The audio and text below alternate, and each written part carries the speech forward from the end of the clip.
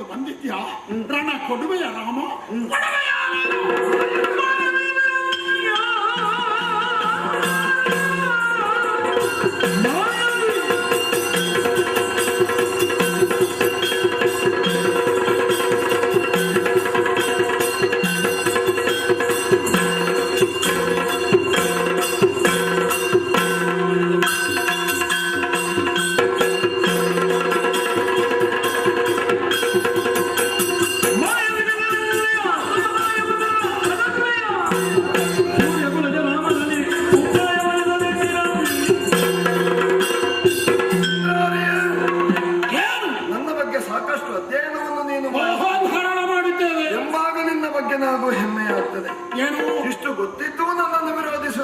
ಬಂದಿರಲ್ಲ.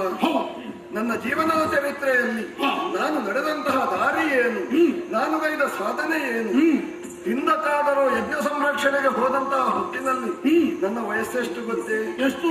16 ವರ್ಷರಾಗಿ.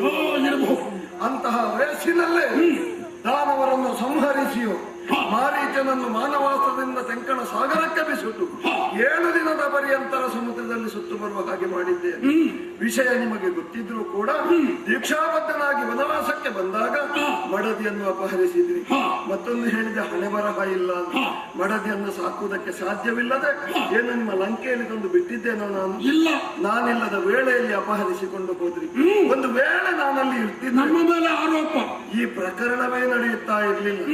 ಮತ್ತೆ ನಿನಗೆ ನೈತಿಕ ಬಲ ಇಲ್ಲ. ನಾಗಾಸ್ತ್ರ ಪ್ರಕರಣದಲ್ಲಿ ಕ್ಷಣಕಾಲ ನಮ್ಮನ್ನು ಗೆದ್ದು ಹೋದವನು. ಆ ನೈತಿಕ ಬಲ ನಿನಗೆ ಇರುತ್ತಾ ಇದ್ರೆ ನೇರವಾಗಿ ನನ್ನೆದುರು ಯುದ್ಧಕ್ಕೆ ಬರ್ತಾ ಇದ್ದೆ. ಆ ನೈತಿಕ ಬಲ ಯಾಕಿಲ್ಲ? ನಿನ್ನ ಅಪ್ಪ ಮಾಡಿದ ದೊಡ್ಡ ಕಾರ್ಯ ಹೆಣ್ಣು ಕಳ್ಳತನ. ಆ ಕಳ್ಳತನದ ಮನಸ್ಸು ನಿಮ್ಮ ಮನಸ್ಸಿನಲ್ಲಿ ಇನ್ನು ಹುಳಹುಳ್ಳದಾಗಿಯೇ ಇದೆ. ಆದ್ದರಿಂದಲೇ ನಾಯಕದ ರೂಪದಲ್ಲಿ ನಮ್ಮನ್ನು ಜಯಿಸಬೇಕು.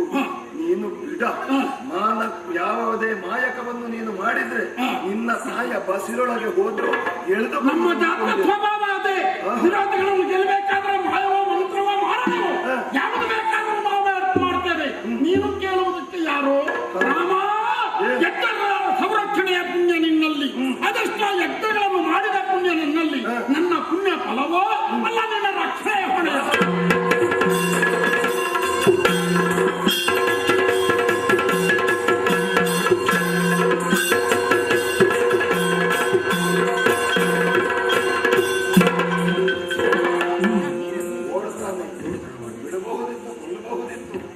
ಓಡುವವರನ್ನೆಲ್ಲ ಕೊಲ್ಲಿಕ್ಕೆ ನಾವು ಬದುಕಬೇಕು ಅಂತ ಆಸೆ ಉಂಟು. ಸ್ವಲ್ಪ ವಯಸ್ಸಾದ್ರು, ಸ್ವಲ್ಪ ವರ್ಷ ಬದುಕಲಿ, ಇನ್ನೂ ಎಷ್ಟಾದ್ರೂ ಸನ್ಮಾನ ಎಷ್ಟು ಪಡೆಯುತ್ತದೋ ಅಷ್ಟು ಪಡ್ಕೊಂಡು ಆಮೇಲೆ ಬೇಕಿತ್ತು.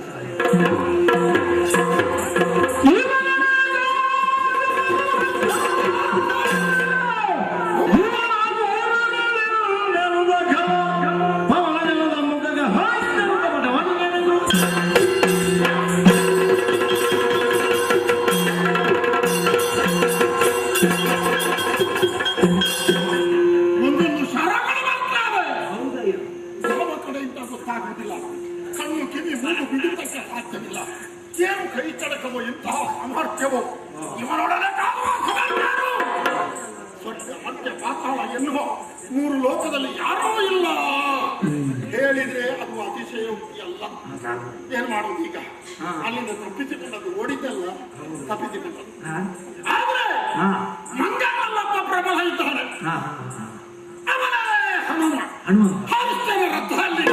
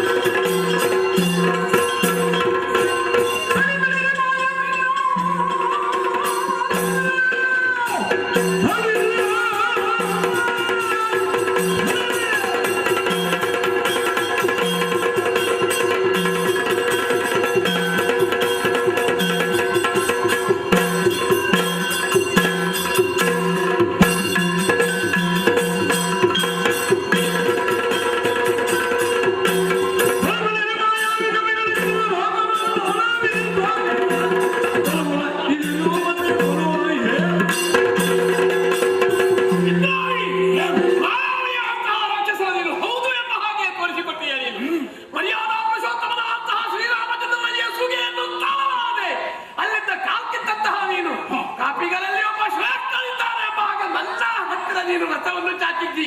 ಹೌದೇ? ನನ್ನ ಪರಿಚಯದರಿಗೆ ಇದೇ ಮೊದಲಲ್ಲ, ನೋಡಿದ್ದಿ. ಈಗ ಮತ್ತು ಏನು ಎಂಬ ಹಾಗೆ ಕನಕುಲಕ್ಕೆ ಬಂದಿದ್ದಿ.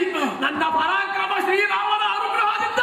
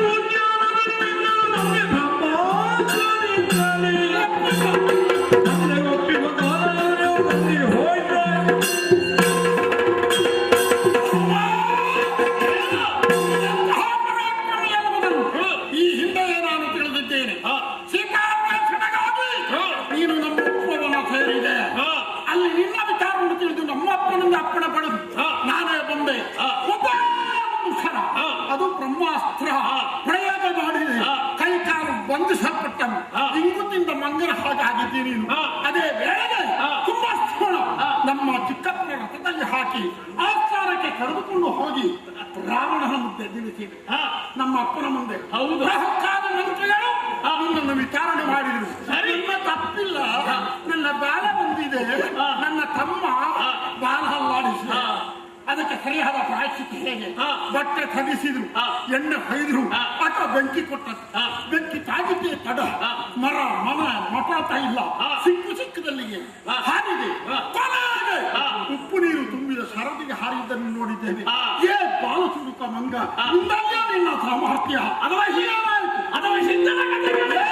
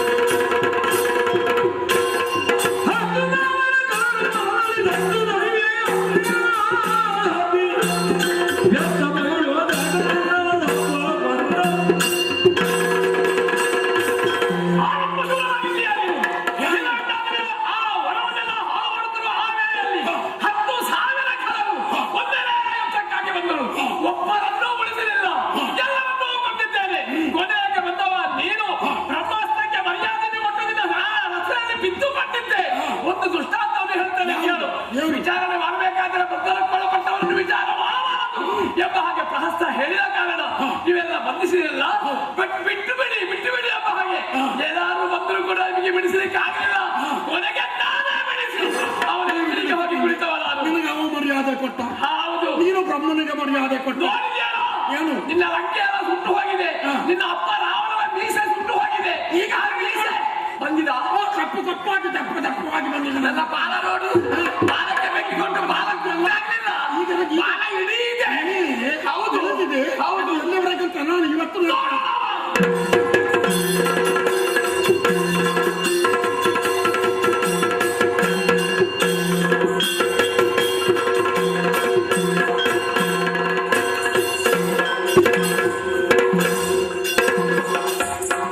ಭರತನಾಟ್ಯ ಮಾಡ್ತದೆ. ನಿನಗೆ ಒಂದೊಂದು ಪೆಟ್ಟು ಕೊಟ್ಟದಲ್ಲಿ ಹೇಗಾಗಬೇಕು ಅಂತ ಮಾತಾಡಿದ್ರೆ ಅದನ್ನು ಕೆಳಗೆ ಹಾಕಿದ್ದೆ. ನೀನು ಅದನ್ನು ಕೆಳಗೆ ಹಾಕಿದ ಯುದ್ಧ ಮಾಡ್ತೇನೆ. ನೀನು ಅದನ್ನು ಕೆಳಗೆ ಹಾಕಿದ ನೀನು ದಾಟಿ ಮಂಗ ಅಲ್ಲ, ಕಪ್ಪಿ ಹತ್ಯ ಅಲ್ಲ, ಅದೆಲ್ಲ ನೀನೇ. ಹೌದು ಹೌದು, ಜಾತಿ ಮಂಗ. ಇಲ್ಲಿ ಬಾ, ಯಾಕೆ ಇಲ್ಲಿ ಬಾ. ಮಹಾಪರಾಕ್ರಮ ನಿಮ್ಮ ಇದು ಬಂಡಯ ನಿನ್ನದೇ ಅದು ಕೇಳಿದ್ದು ಮಾತಿಗ ಏದಂತ ನಾನು ಗೊತ್ತಿಲ್ಲದ ಕೇಳಲಿಲ್ಲ. ಹೌದೇನಪ್ಪ ನಾವು ಏನು ಹೊಡೆದಲ್ಲಿಗೆ ಹೊಡೆದಿದ್ದ ನೀನು ಸಾಯವನಕ ಅದೆಲ್ಲ ಲೆಕ್ಕಕ್ಕೆ ಇಲ್ಲ. ನೀನು ಎಷ್ಟು ಹೊಡೆದ್ರು ಎಷ್ಟು ಬಡಿದ್ರು ನಮಗೆ ನೋವಿಲ್ಲ. ಹೊಡೆದಲ್ಲಿಗೆ ಹೊಡಿತ ಸಮಯ ಸೂಚಿಸ್ತೇನೆ. ಆವಾಗ ಹೊಡಿ. ಸಮಯ ಇದೆಯೇನು? ಬೇಕು ಹೊಡೆಯುವಾಗ. ನಮಗೆ ಅದೆಲ್ಲ ಇಲ್ಲ. ಹೊಡೆಯುತ್ತಾ ಇರುವಾಗ, ಬೆಳೆಯುತ್ತಾ ಇರುವಾಗ ಓ ಅವ್ರೇನ್ ಮಾಡ್ತಾರೆ, ಏನ್ ಮಾಡ್ತಾರೆ, ಓ ಅವ್ರೇನ್ ಮಾಡ್ತಾರೆ, ಏನ್ ಮಾಡ್ತಾರೆ, ಓ ಮುಂದಿನವ್ರು ಏನ್ ಮಾಡ್ತಾರೆ. ನಮ್ಮದಲ್ಲ ಶ್ರೀರಾಮಚಂದ್ರ ಅಪ್ಪಣೆ ಹೊಂದಿದ್ರೆ ಎಲ್ಲವನ್ನು ಯಾವುದನ್ನು ಮಾಡಲಿಕ್ಕೆ ಸಿದ್ಧ. ನಮ್ಮ ಹಿಂದೆ ಇದ್ದವ್ರು ಏನ್ ಮಾಡ್ತಾರೆ, ಹಿಂದೆ ಇದ್ದವರು ಏನೋ ಮಾಡ್ತಾರೆ. ಏನು ಸ್ವಲ್ಪ ಆಲೋಚನೆ ಮಾಡಿ. ಏನು ಸ್ವಲ್ಪ ಮುಂದೆ ನೋಡು, ಏನು ನೋಡು, ನೋಡ್ತಾ ಇದ್ದೇವೆ. ನೋಡು ದೂರದಲ್ಲಿ, ದೂರದಲ್ಲಿ ಏನು ಕಾಣ್ತಾ ಇದೆ, ದೂರದಲ್ಲಿ ಏನು ಕಾಣ್ತಾ ಇದೆ ನಿನಗೆ? ಹೇಳು, ಹೇಳು, ನೀನು ಹೇಳು. ಅದು ಹೇಳು. ಬೆಟ್ಟ, ಗುಡ್ಡ, ದೊಡ್ಡ ಪರ್ವತ. ಪರ್ವತ. ಆ ಪರ್ವತದ ತುದಿಯಲ್ಲೊಂದು ಮರ ಯಾವುದು? ಮತ್ತೆ ಪರ್ವತ ತುದಿಯಲ್ಲಿ ನಿಮ್ ತಲೆ ಮೇಲೆ ಇರ್ತದ ಮನೆ. ಅದು ಮರ ಯಾವುದು? ಮರ ಯಾವುದು? ಮಂಗನಿಗೆ ಗೊತ್ತಿಲ್ವಾ? ಮಂಗನಿಗೆ ಗೊತ್ತಿಲ್ಲ. ಮರದ ಪರಿಚಯ ಮಂಗನಿಗಿದ್ದಷ್ಟು ಧಾರಾಳ ಇದೆ, ನಿಮಗಿದೆಯೋ ಅಂತ ಹಾಗೆ ಕೇಳಿದ್ದ. ಏನು? ಅದು ಮಾವಿನ ಮರ. ಮಾವಿನ ಮರ. ಆ ಮರದ ತುದಿಯಲ್ಲಿ ಒಂದು ಹಣ್ಣು ನೋಡು. ಮರದ ತುದಿಯಲ್ಲಿ ಹಣ್ಣು ನೋಡು. ಮಾವಿನ ಮರ, ಮರದ ತುದಿಯಲ್ಲಿ ಹಣ್ಣು. ನನಗೊತ್ತು. ಮಹಾಧಿಕ ಪ್ರಸಂಗಿ ಇವು. ಹೀಗೆ ಯುದ್ಧ ಮಾಡಿ ಬೆನ್ನು ಹಾಕಿ ಓಡಿ ಹೋಗುವ ಇವು. ಆದ್ದರಿಂದಲಾಗಿ ಇಲ್ಲಿಗೆ ಬಂದಿದ್ದಾನೆ. ಶ್ರೀರಾಮಚಂದ್ರ ಹೇಳಿದ್ದಾನೆ, ಅದು ಮುಂದುವರೆ ಬರ್ತಾ ಇದ್ದಾನೆ, ಸ್ವಲ್ಪ ಬುದ್ಧಿ ಕಲಿಸಿ ಎಂಬ ಹಾಗೆ. ಬುದ್ಧಿ ಕಲಿಸಿದ್ದು ಮಾತ್ರ, ಕೊಂದು ಬಾ ಎಂಬ ಹಾಗೆ ಹೇಳಲಿಲ್ಲ. ಅವನ ಅಪ್ಪಣೆ ಇಲ್ಲದೆ ಏನನ್ನೂ ಮಾಡ್ಲಿಕ್ಕಿಲ್ಲ. ನೋಡೋಣ ಎಂಬ ಹಾಗೆ.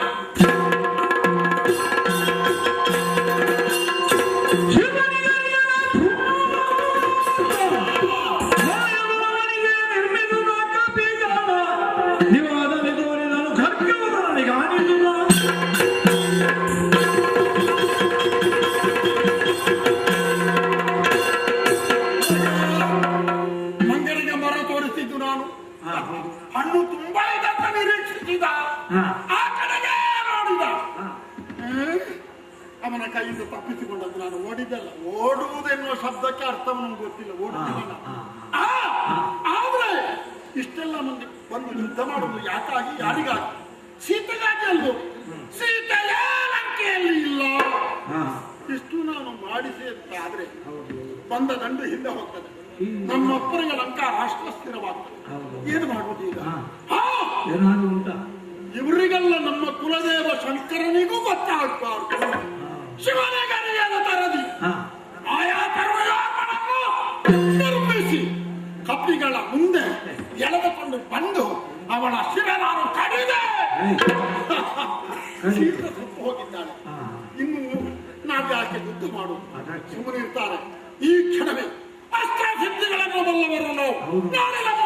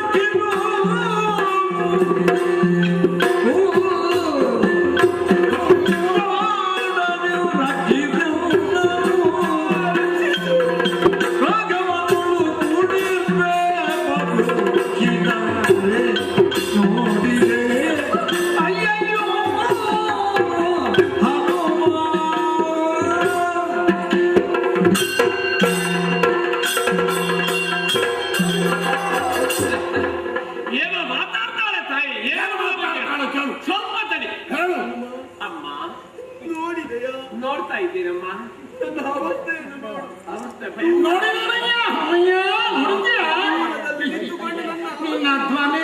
ಹೌದಮ್ಮ. ರಾಮನೊಡನೆ ಸೇರಬೇಕೆಂಬ ಆಸೆ ನನ್ನಲ್ಲುಂಟು. ಆದ ಕಾರಣ ಈ ದುಷ್ಟನಿಂದ ನನ್ನನ್ನು ಬಿಡಿಸಿ ರಾಘವನೊಂದಿಗೆ ಪ್ರಯತ್ನ ಮಾಡ್ತೇವೆ. ಮತಿಮಂತ ಕಾಳನೆ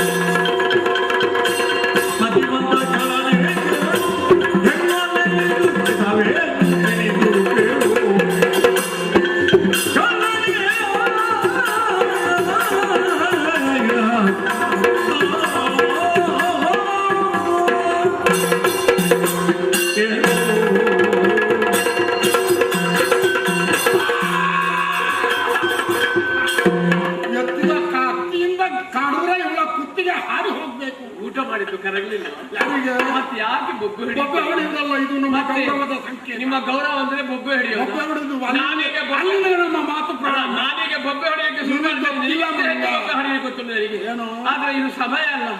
ನನ್ನ ಅಮ್ಮನ ನಾವು ಸಮಯವನ್ನು ನೋಡಿ ಬೊಬ್ಬೆ ಹೊಡೆಯುವುದು. ಅಯ್ಯ ಮಹನೀಯ, ಏನಯ್ಯ? ನೀನು ಮತಿವಂತ ಕಳ.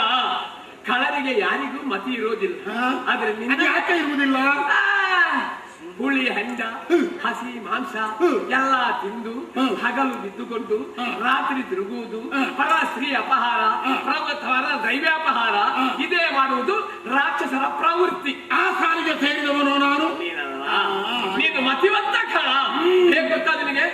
ನಿನ್ನನ್ನು ಸರಿಯಾಗಿ ಆಲೋಚನೆ ಮಾಡಿದ್ರೆ ನೀನು ಬರೇ ರಕ್ಕಸ ಅಲ್ಲ, ನೀನು ಬ್ರಹ್ಮ ಬ್ರಹ್ಮರಕ್ಷಕ ಹೊಡೆದ್ರೆ ನಿನ್ನ ಸಂತಾನ ಸಾವಿರಾಗ್ತದೆ. ಅದು ನೀನೇ, ಮತ್ತೆ ಯಾರು ಅಲ್ಲ. ಹೇಳಲಿಕ್ಕೆ ಕಾರಣ ಇದೆ.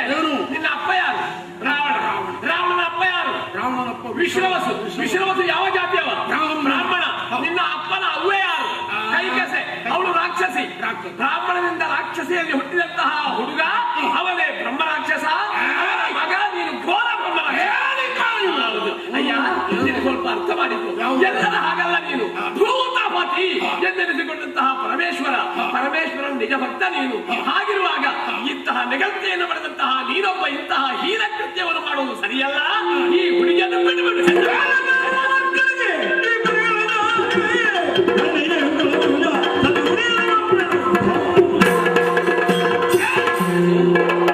ಹೊರಹಾರುವ ಮರ್ಕಟನೆ ನಿನಗೆ ಈ ಪರಿ ಹೇಳಿರುವುದು ಯಾರೋ? ಮರದಿಂದ ಮರಕ್ಕೆ ಹಾರುವುದು, ಕೊಂಬೆಯಿಂದ ರೆಂಬೆಗೆ ಏರುವುದು, ಸಿಕ್ಕಿದ ಹಣ್ಣನ್ನು ಮುಕ್ಕುವುದು, ಕೈ ತಪ್ಪಿದ್ರೆ ಬಿದ್ದು ಚಿಕ್ಕರಿ ಬಿಟ್ಟು ಓಡುವ ಮಂಗ ದೂರ ಸರಿ ಕಡಿಯುವುದು ಕಡಿಯುವುದು. ಏನೋ ಇದು ಒಂದು ಪದ್ಯಕ್ಕೆ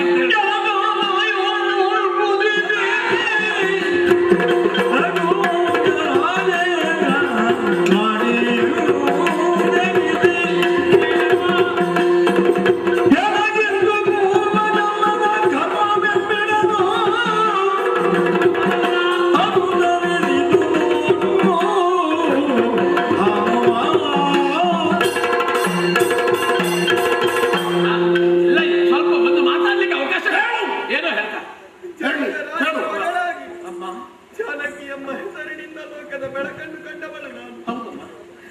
ದಶರಥ ರಾಮಚಂದ್ರನನ್ನು ವಿವಾಹವಾದಳು. ಹೌದಮ್ಮ.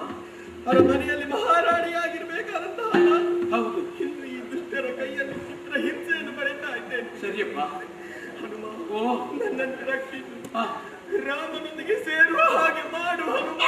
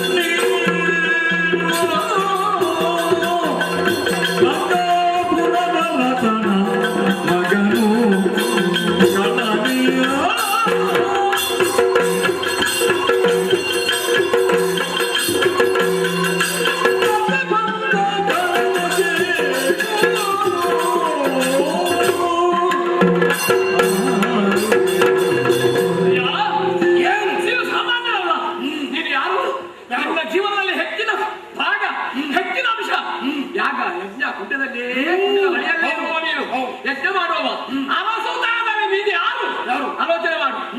ಪರಮೇಶ್ವರ ಲಂಕಾಧೀಶ ಅವರ ಶ್ರೀಮಂತ ಪುತ್ರ ನೀನು. ನಾನು ಅಪ್ಪ ಸಾಯ್ತಾನೆ ಮತ್ತಾರೋ ಬದುಕುವರು ಹಾಗಲ್ಲ ಹೇಳಿದ್ದಾರೆ. ಹುಟ್ಟಿದವರು ಎಲ್ಲರೂ ಸಾಯಿಲ್ಲ. ಹಾಗಲ್ಲ, ಅಪ್ಪ ಸತ್ತ ಮೇಲೆ ಅಧಿಕಾರಕ್ಕೆ ಬೇಕಾದ್ದು ಯಾಕೆ? ನಿನ್ನ ಅಪ್ಪನಿಗೆ ಎಷ್ಟು ಮಂದಿ ಮಕ್ಕಳಿಲ್ಲ, ಎಷ್ಟು ಮಂದಿ ಮಕ್ಕಳಿದ್ರು ಕೂಡ ಅಧಿಕಾರ ನಿನಗೆ. ಅಂತಹ ನಾಳಿನ ಅಧಿಕಾರವನ್ನು ತನ್ನ ಕೈಗೆ ವಶಪಡಿಸಿಕೊಂಡು ಬರುವಂತಹ ಒಬ್ಬ ವೀರ ಈ ಕೃತ್ಯ ಮಾಡಬಾರದು. ಸರಿಯಾಗಿ ಆಲೋಚನೆ ಮಾಡು. ಏನು ಬ್ರಹ್ಮ ಪರಮೇಶ್ವರ ನೀನು ಹೇಳಿದ ಹಾಗೆ ಕೇಳ್ತಾರೆ. ಬ್ರಹ್ಮ ಹೊರಗೊಟ್ಟಿದ್ದಾನೆ. ಪರಮೇಶ್ವರ ನೀನು ತಪಸ್ಸು ಮಾಡಿದ ಆವಾಗ ಓಂ ನಮ ಶಿವಾಯ ಅನ್ನುವಾಗ ಬರ್ತಾನೆ. ಹಾಗಾದ್ರೆ ಇಂತಹ ಘನ ಪರಾಕ್ರಮಿ ವಿಕಲ ವಿಕ್ರಮಿ ಇಂತಹ ಹೆಂಗಲೆಯನ್ನು ಮಾಡಬಹುದೇ?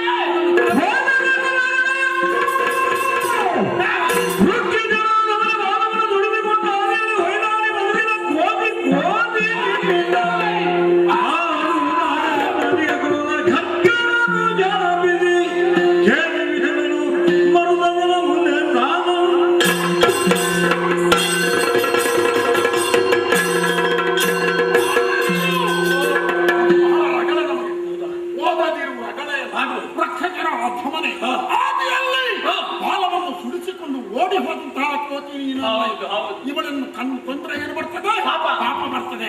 ಪಾಪ ಪುಣ್ಯದ ಬಗ್ಗೆ ನಾವು ಯೋಚನೆ ಮಾಡುವುದಿಲ್ಲ. ಇವಳಿಂದ ಬರುವಂತಹ ಕಷ್ಟ ನಷ್ಟಗಳನ್ನು ಎದುರಿಸುವ ಸಾಮರ್ಥ್ಯ ನನಗಿದೆ. ದೂರ ನಿಲ್ಲು.